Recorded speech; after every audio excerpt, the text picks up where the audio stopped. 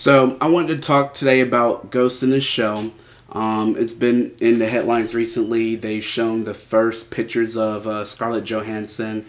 There's a lot of controversy with her being cast, and then now there's even more controversy because it just been released that they try to make her look more Asian in the screen tests.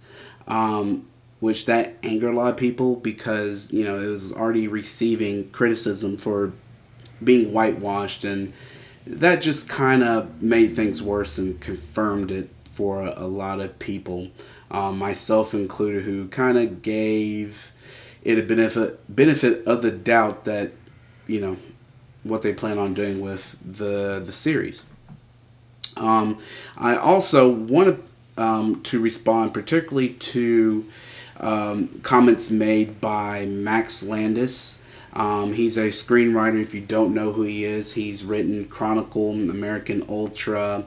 He's writing the upcoming Power Rangers movie, which I really hope he doesn't screw up because I'm a big Power Rangers fan. Don't judge me. Yeah. The title of his YouTube video in response to the criticisms is, if you're angry about Scarlett Johansson and Ghost in the Shell, then you don't know how the movie industry works. And I have a lot of opinions on what he said. I've seen it, but I think the best way to go about this is to just show you what he said and then offer my rebuttals in between. So, let us begin. The only reason to be upset about Scarlett Johansson being in Ghost in the Shell is if you don't know how the movie industry works.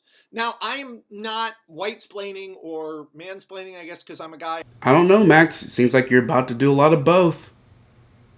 Or whatever type of splaining you want to do, but let me professional splain something to you because it's important, and I think you're mad at the wrong people. Because you should be mad, but you're mad at the wrong people if you're mad at the studio or the director or the actress or the film industry. So basically, if you're mad at anybody. Because what's broken is cultural and has little to do with that. So first of all, let me explain to you how getting a movie with the scale and budget of Ghost in the Shell, with big robots and cybernetics and a lot of CG, getting that made works. Well, first it has to be bought by a studio. Studios work through distribution models. Distribution models are fueled by imaginary metrics, which are treated like a religion, having to do with stars and marketability of certain movies. Whoa, slow down there, Professor Landis. I didn't realize that production company's goal is to make money. Who knew? So basically what you're looking at is a system in which there used to be a bunch of A-list celebrities, and A-list celebrities meant different things to different regions because studios have to make their money back, and they do that by selling tickets. So in theory, this is just the way the mental theory works. So recently as about 10 years ago, there stopped being big stars. There are fewer and fewer stars who mean anything. And that's why I don't know if you've noticed that you see people like Isla Fisher or Nicolas Cage or all of these people. Now you see them in less and less important movies. Julia Roberts was just in a movie, limited release, but Julia Roberts is a movie star. Kevin Costner's in this movie, Criminal. Kevin Costner's a movie star. There are really like only 10 or 15 men who get movies made. 2 of them are black, Denzel and Will Smith. The rest are white.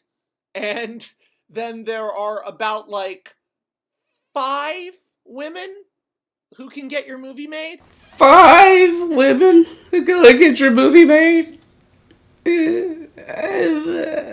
Max Landis. One of them is Scarlett Johansson because of Lucy. And I think they're all distressingly white. Now, this wasn't always how it was. There was a time in the 80s and 90s where a property like Akira or Ghost in the Shell or, X-Men or any of these things could afford to have actors in it who weren't huge names. But now, look at who gets cast in things. You don't see people getting their stars made by being in superhero movies. You see them just being identified as that superhero, and oftentimes they were already kind of famous. I mean, the last person to sort of break out was Chris Hemsworth, but Chris Hemsworth doesn't mean money right now. Trust me, I know. Yeah, Chris Hemsworth isn't a moneymaker, even though most of the movies he's been in were huge box office successes. Even Snow White and the Huntsman. Damn. It's incredibly fucked up. It doesn't matter how good the actor is. It doesn't matter what race there is. It's just their track record. And even sometimes their track record doesn't matter. There are no A-list female Asian celebrities right now on an international level. It's infuriating. There used to be, in the 90s, there used to be diversity in our A-list actors. Jackie Chan and Jet Li were famous at the same time. They could both get movies made. We don't have that guy anymore. We don't even have Lucy Liu anymore. We don't even have like one you can name.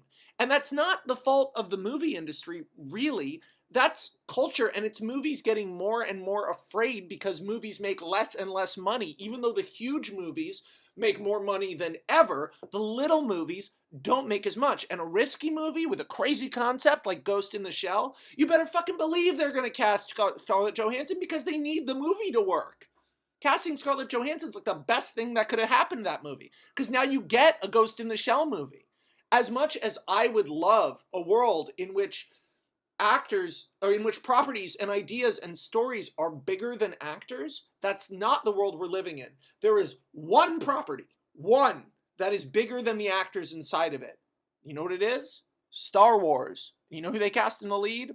A white girl. So there you go. We had Harry Potter. They could have made one of them Asian and created a new Asian celebrity, or black and created a new black celebrity, but they didn't, because everyone would have gotten so pissed off. You see, it's a self-fulfilling prophecy.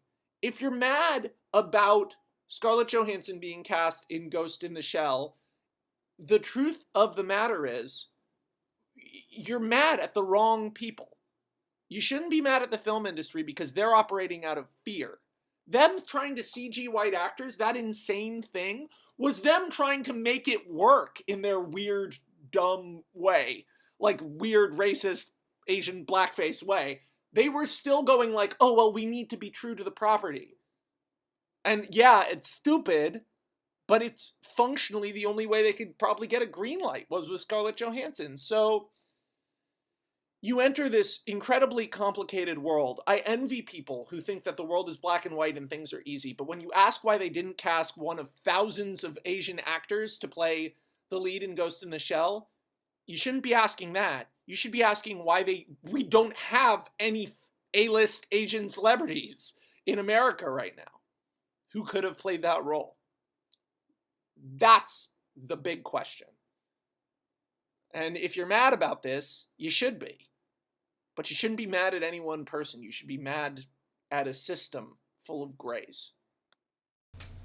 For the most part, Max is right. It is a self-fulfilling prophecy. Hollywood doesn't want to invest in a no-name in a big project movie like Ghost in the Shell. And since there is no Asian A-list actors or actresses available, they go with Scarlett Johansson. That makes sense. What doesn't make sense is it's only a self-fulfilling prophecy because Hollywood wants it to be a self-fulfilling prophecy. And I don't think it's unreasonable to ask Hollywood to go out of its way, especially when you come across an intellectual property like Ghost in the Shell that's made by a Japanese person, set in an Asian country in Tokyo, and has a Japanese Asian protagonist in Motoko Kusanagi. It's not unreasonable to ask to at least just make the character Asian.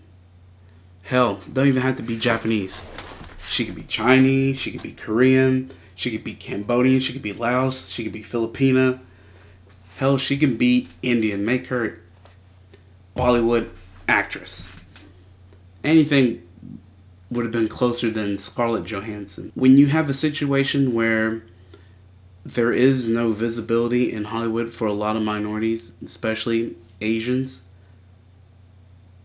you have to use these opportunities as they present themselves to showcase that. So maybe when they don't make money on this, and I don't think they will, I think this will be a pretty big flop. Maybe not the biggest of flops, but I don't think they're going to get nearly as much as they anticipate, because for the most part the core of the fan base is spoken. So maybe this might change things.